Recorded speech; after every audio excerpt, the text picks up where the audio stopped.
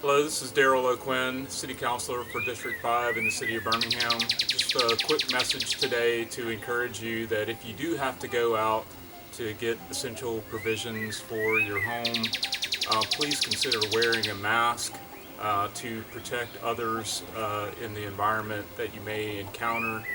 It can be really simple, anything from a paper towel, using rubber bands on each end stapled over your face.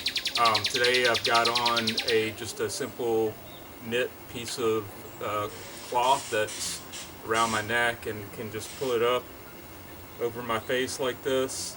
And this little bit of extra barrier acts to prevent any particles or vapor droplets that may come out of my nose and mouth and my breath from being transmitted to anyone else. So just a quick message to say to you, please consider this as an extra precaution to protect the people in our community from the COVID-19 outbreak.